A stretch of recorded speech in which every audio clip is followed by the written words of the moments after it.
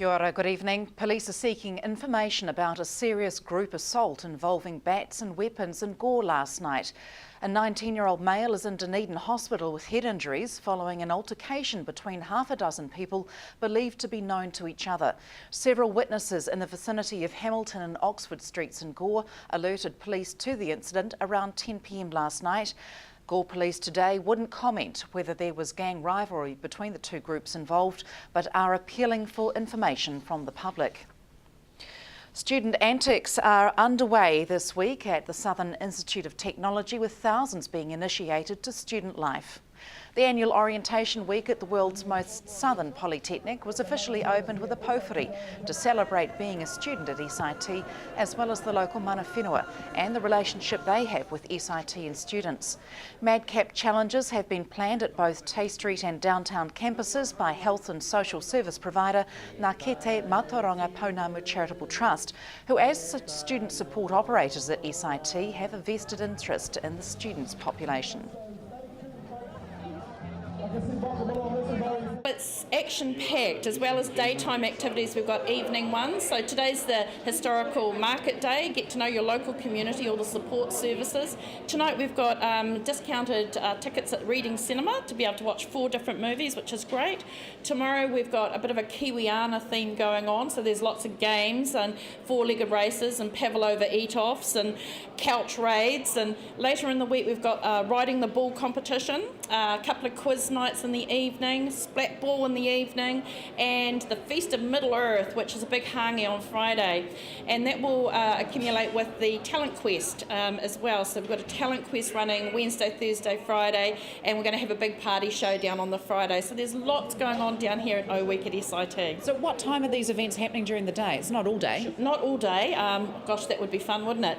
But from about 11:45 to about 1:30 daily, there'll be activities. So anyone from the public can come along and enjoy? Absolutely. Come along and join in the madness, I'd say. It's a focus on good, clean fun, isn't it, really? Good, clean fun. We want to showcase what our local community has to offer, and it's, drug and alcohol free, of course, so there's lots to do in Invercargill that'll keep you busy and entertained, and there's lots of free things you can do, so we want to showcase all of that. Those wishing to replace retiring MP for Invercargill Eric Roy as the national candidate for the Invercargill seat had to have their nominations in by the end of last week. Acting National Invercargill Electorate Chair Gary Thompson says the Invercargill branch of the National Party is holding its AGM tonight, where normal party appointments will be made. Mr Thompson says the nomination process is a confidential one, although he could confirm that there had been healthy interest in pursuing the nomination for the seat of Invercargill. The final candidate selection meeting will be held on the 15th of March. For the first time in history, a female Kakapo has been filmed during the egg-laying process. Rakiura, the Kakapo captured on camera, has since laid 2 more eggs on Whenua Hou, Codfish Island, and it's hoped they've been fertilised. Kakapo Recovery is still calling out for volunteers to help out with the breeding program for the remainder of February. Kakapo Recovery advocate Karen Arnold spoke to Hunter Andrews earlier today. This is Rakiura, one of our female kakapo on Codfish Whenua Hou Island, and we've never captured this video footage before. And the good news with Rakiura was that we knew she'd mated, and we sort of thought that she may go back to her usual nesting site. So we've actually set up the camera in anticipation that she'd go there, and she did. So we've captured this footage of Rakiura actually laying her first egg. And what she was rolling that egg around a wee bit, looks like from the footage. Is that usual? Or it is usual. Do we know if this is the first time it's been captured? Yeah, no, it is usual, but we don't exactly know why the Kakapo girls do that. It's obviously an instinct. It may have something to do with the embryo inside or keeping a good temperature. We're not sure. But Rakiura has gone on to lay another 2 eggs, and she didn't spend half as much time with those 2 as she did with this one. And so Rakiura she's laid before. You say yes. She's returned to that nest? Yes, she's been a mum before, so it's not new to her, but the situation is new to Huhana, who's at age 5 has mated and bred for the first time, and her 2 eggs, we're pleased to say, are fertile. So At the moment we've got 3 fertile eggs that we know of, 1 for Lisa and 2 for Huhana. Is there a chance of any more, or will that be it for now? No, we're not sure just when some of the eggs have been laid, so there's a chance we may get up to 7 eggs between the 7 girls that have mated. Unfortunately, several have had infertile eggs, but if we get 7 amongst the ones that are left, we will spread them out to all the girls that have mated, and then they can have a chance of raising at least 1 chick on their own. Now you're still looking for help, volunteers, that there's some important work to be done, isn't there? Yes, so for the month of February we've got these nests that we do need minded overnight, and so we've got 2-week volunteer stints, so we are calling out anyone's local keen to get on a plane, say this Friday, we've got a spot for you at least. And it would be quite a fulfilling role, wouldn't it, to be, what will they actually be doing? They will be playing a very crucial role. They'll be sleeping out in a tent a few metres away from the main nest, but they'll be watching the video monitor on the nest, recording when the mum gets off the nests and radioing into our Kakapo base should there be any problems or they get worried about the mother bird or the eggs. So it's a crucial role, and you get up and close and personal with a Kakapo, and that's a very rare privilege indeed. After the break, a protest against oil exploration off the east coast and a special exhibition of modern Chinese art in eastern Southland.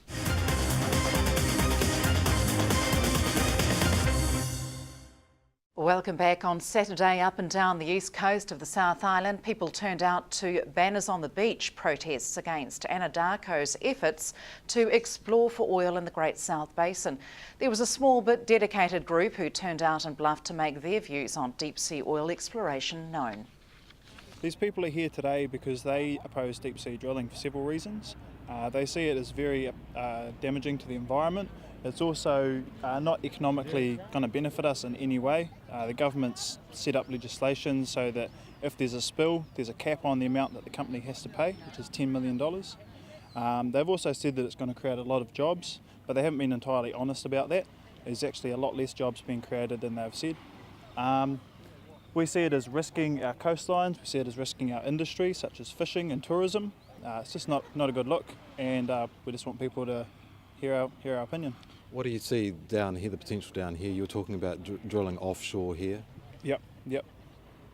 So in the deep South Sea Basin, this is what you're protesting against? Yep, we're protesting against the drilling, the exploration drilling that they've got going on at the moment. It's about 100k off the coast of the Catlins area, and yeah, we don't want them here. It is a fossil fuel world though, isn't it? Are you telling people to look at alternatives?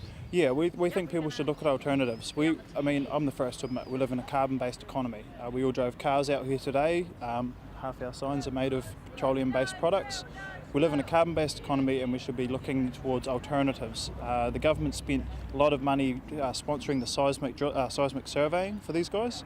They should have been spending that money on looking at alternative energies like solar, and just investing it wisely. I don't think that the public wants their money spent on a dead-end fuel source.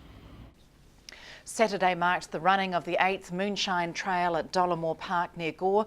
Moonshine Trail competitors have 3 courses to choose from, either 30, 39 or 42 kilometre courses for the mountain bikers and 5 and 15 kilometre off-road courses for runners. This year the event attracted 300 competitors who got unique once-a-year access to Southland's distinctive Hokanui landscape as landowners surrounding Dollamore Park opened their properties to competitors. Kath Kelly won the women's 42 kilometre mountain bike race, and Brendan Ackroyd was the first across the line in the men's competition. Former Olympian Matt Randall won the 15 kilometres men's run, and Tanya Dromgoole was the first woman home across the line. The Eastern Southland Gallery in Gore is playing host to a unique collection of contemporary Chinese art. The exhibition has been brought together by New Zealand collectors keen to allow the public a close-up look at what's happening in the rapidly emerging Chinese modern art community.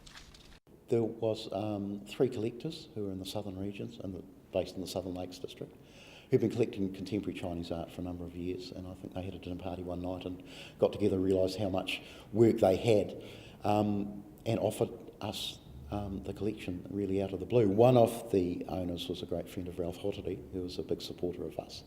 So he'd been here, he knew the space, and I think they envisaged how good their works would look here. Let's talk about the pieces themselves. As I was coming here to look at them, I had ideas that perhaps Mal obviously would be involved in, how that sort of Stalinist, socialist sort of art influence, it is there, isn't it? It is there. In fact, the name of the exhibition, National Anthem, is the title of one of those socialist realist paintings that was produced by a propaganda artist from the People's Liberation Army. And that's kind of the pivotal point in the exhibition, because some of the works, and they're not early works, there's works mostly from post-1999. Stylistically, there's some early works in the respect that you've got people, artists who have embraced that traditional brushwork, that traditional calligraphy, lacquer work, embroidered silk, but they do it with a very 21st century twist. And Mal and socialist realism is kind of a pivot to the point where these artistic traditions embrace Western cutting-edge art practice. So what we've got now is we've got really leading Chinese international artists who are 21st century practitioners who are internationally renowned, and they are actually leading as opposed to following, art trends around the world. What's your personal view of them when you stand back and look at them? What are you thinking, and where do you think Chinese art's going with what you see? Chinese art itself is really complicated. I mean, it's a huge country and it's got an enormous number of traditions, and some intertwine and some don't. I think what's happened now is, with China's open door policy and with Western influence coming in to China, smart Chinese artists have absorbed that but are now leading Western practitioners. So it's actually been a turnaround, because you'll find that now leading edge Chinese contemporary artists are leading the world. And that is why the Chinese art market is so incredibly hot at the moment. There's a new Chinese middle class who are educated, who understand where these guys are coming from, and these artists are not always Chinese based now. They're based in New York and they're based in London, and they're working with international dealers and showing in major museums around the world. So coming from absorbing Western art, they are now leading Western art. And that exhibition runs at the Eastern Southland Gallery in Gore until April the 13th. What's arguably the South's second largest race meeting, the Invercargill Cup, drew the punters on Saturday. Free activities for the children, including mini jeeps, face painting and bouncy castles, were all there, while some of the better dressed adults entered men's and women's fashion in the field. The winner of the main race was our BJ, trained by Lisa Vaughan of Invercargill. And weather's up next, followed by Tom with sport. From us, the news team, though, it's good night.